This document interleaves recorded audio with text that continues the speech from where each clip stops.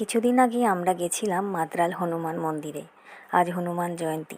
বাড়িতে যেমনটা জমজম করি ঠিক সেভাবেই করলাম। শরীরটা বেশ ভালো নয়, তাই মন্দিরে আর যেতে পারলাম না। ভাবলাম এই ভিডিওটা তোমাদের সাথে শেয়ার করি। নৈহাটি স্টেশন থেকে 6 নম্বর প্ল্যাটফর্ম দিয়ে বেরিয়ে অটো করে যাওয়া যায়। শুনেছি এই মন্দিরের পাশেই নাকি বঙ্কিমচন্দ্র চট্টোপাধ্যায় লেখালেখি করতেন। পাশেই আছে একটি দিঘি বা জলাশয়। এই পুরো এরিয়া জুড়ে আছে অনেক কটা মন্দির।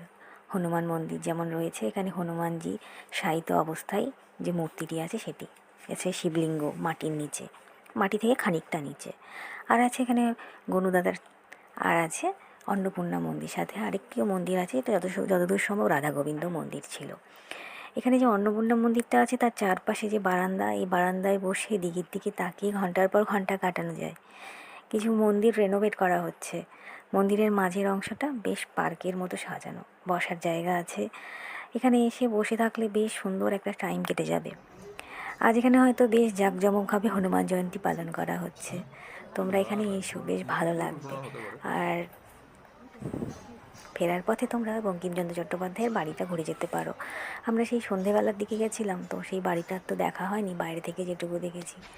সকলে ভালো থেকো, খুব ভালো থেকো, বাই।